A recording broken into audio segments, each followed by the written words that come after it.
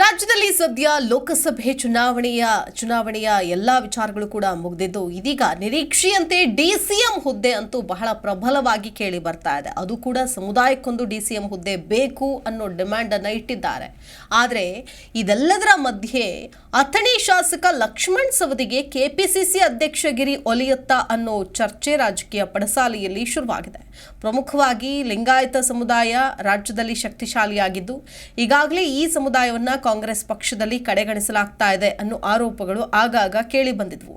ಈ ಹಿನ್ನೆಲೆ ಅಥಣಿ ಶಾಸಕ ಲಕ್ಷ್ಮಣ್ ಸವದಿಗೆ ಸಚಿವ ಸ್ಥಾನದ ಬದಲು ಡಿಕೆ ಶಿವಕುಮಾರ್ ಕೆಪಿಸಿಸಿ ಪಟ್ಟ ನೀಡಲು ನಿರ್ಧರಿಸಿ ಒಂದೇ ಕಲ್ಲಿಗೆ 3 ಹಕ್ಕಿಗಳನ್ನು ಹೊಡೆಯೋದಕ್ಕೆ ಮಸ್ಟ್ ಪ್ಲಾನ್ ರೂಪಿಸಿದ್ದಾರೆ ಅನ್ನೋ ಮಾತುಗಳು ಕೇಳಿ ಬರ್ತಿದೆ.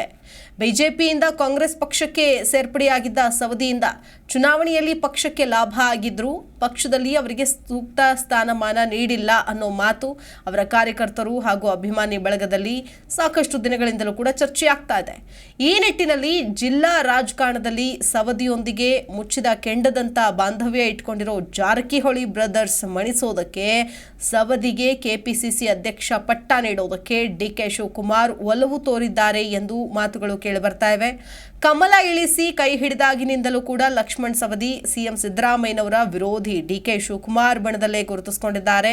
ಇನ್ನು ಶಾಸಕ ಸವದಿ ಕುರಿತು ಉತ್ತಮ ಅಭಿಪ್ರಾಯ ಹಾಗೂ ಆಪ್ತ ಬಾಂಧವ್ಯವನ್ನು ಇಟ್ಕೊಂಡಿರೋ ಡಿಕೆ ಬ್ರದರ್ಸ್ ಜಾರಕಿಹೊಳಿ ಬ್ರದರ್ಸ್ಗೆ ಟಕ್ಕರ್ ಕೊಡೋದಕ್ಕೆ ಲಕ್ಷ್ಮಣ್ ಸವದಿಯನ್ನ ಕಾರ್ಡ್ ಪ್ಲೇ ಮಾಡೋದಕ್ಕೆ ಸಿಎಂ ಬಣಕ್ಕೆ ಶಾಕ್ ನೀಡ್ತಾರಾ ಅನ್ನುವಂತಹ ವಿಷಯಗಳು ಕೂಡ ಚರ್ಚೆಯಾಗ್ತಾ ಇದೆ. ಕಲ್ಯಾಣ ಕರ್ನಾಟಕ ಹಾಗೂ ಉತ್ತರ ಕರ್ನಾಟಕದ ಬಹುತೇಕ ಲಿಂಗಾಯತ ಶಾಸಕರ ಬೆಂಬಲ ಹೊಂದಿರೋ ಸವದಿ ಲಿಂಗಾಯತ ನಾಯಕರಲ್ಲಿ ಹಿರಿಯರೆನಿಸಿಕೊಂಡಿದ್ದಾರೆ.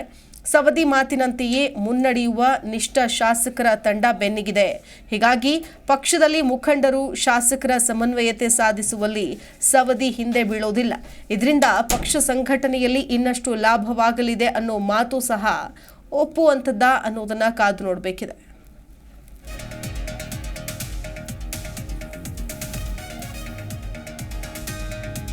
ನೋಡಿ, ಸದ್ಯಕ್ಕೆ ಮೂರು ಡಿಸಿಎಂ ವಿಚಾರ ಚರ್ಚೆ ಆಗ್ತಾ ಇದೆ. ಸಿಎಂ ಸಿದ್ದರಾಮಯ್ಯನವರು ಖುದ್ದು ಬಂದು ಈ ವಿಷಯವನ್ನ ಯಾರು ಬಹಿರಂಗವಾಗಿ ಮಾತನಾಡಬೇಡಿ ಅಂದ್ರು. ಅಷ್ಟೇ ಅಲ್ಲ, ಕೆಪಿಸಿಸಿ ಅಧ್ಯಕ್ಷರಾದಂತಹ ಡಿಕೆ ಶಿವಕುಮಾರ್ ಕೂಡ ವಾರ್ನಿಂಗ್ ಕೊಟ್ಟಿದ್ದಾರೆ. ಸದ್ಯ ರಾಜಣ್ಣ ಆಗಿರಬಹುದು, ಜಾರಕಿಹೊಳಿ ಆಗಿರಬಹುದು, ಹೀಗೆ ಅನೇಕ ನಾಯಕರು, ಜಮೀರ್ ಅಹ್ಮದ್ ಆಗಿರ್ಬೋದು. ಸೊ ಡಿಸಿಎಂ ಸಮುದಾಯಕ್ಕೊಂದು ಡಿಸಿಎಂ ಬೇಕು ಅನ್ನೋ ನಿಟ್ಟಿನಲ್ಲಿ ಏನೋ ಈಗಾಗಲೇ ಡಿಮ್ಯಾಂಡ್ ಇಡ್ತಾ ಇದ್ದಾರೆ. ಸೊ ಇದಕ್ಕೆ ಬ್ರೇಕ್ ಹಾಕೋ ನಿಟ್ಟಿನಲ್ಲಿ ವಾರ್ನಿಂಗ್ ಕೊಟ್ಟಿದ್ದಾರೆ. ಸೊ ನೋಟಿಸ್ ಕೊಡಬೇಕಾಗತ್ತೆ, ಹುಷಾರ್ ಅಂದಿದ್ದಾರೆ ಡಿಕೆ ಶಿವಕುಮಾರ್. ಇದೆಲ್ಲದರ ಜೊತೆಗೆ ಇವರು ಡಿಸಿಎಂ ಹುದ್ದೆಯನ್ನ ಕೇಳೋದ್ರ ಹಿಂದೆ ಅಧ್ಯಕ್ಷ ಪಟ್ಟವನ್ನು ಕೂಡ ಕೇಳುವ ಸಾಧ್ಯತೆ ಇದೆ. ಅದರಲ್ಲೂ ವಿಶೇಷವಾಗಿ ಸತೀಶ್ ಜಾರಕಿಹೊಳಿ ಅವರು ರೇಸ್ನಲ್ಲಿದ್ದಾರೆ ಎಂದು ಹೇಳಲಾಗ್ತಾ ಇದೆ.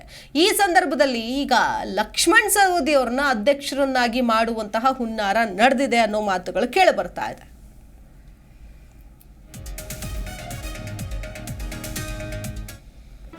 ಜಿ ಕನ್ನಡ ನ್ಯೂಸ್ ಈಗ ನಿಮ್ಮ ಮನೆಯಲ್ಲೇ ನೋಡಿ. ಎಲ್ಲ ಕೇಬಲ್ಗಳಲ್ಲಿ ಈಗ ಲಭ್ಯ. Sun Direct 292, Jio TV 1334, U digital 162, city cable 51, GTPL 17, Abhishek cables 821, rock line telecommunication 51, Shri Basaveshwara number 60, Vinayaka digital number 53, in digital number 896ರಲ್ಲಿ. ನಿಮ್ಮಿಸ್ತದ ಜಿ ಕನ್ನಡ ನ್ಯೂಸ್ ನೋಡಿ ಆನಂದಿಸಿ.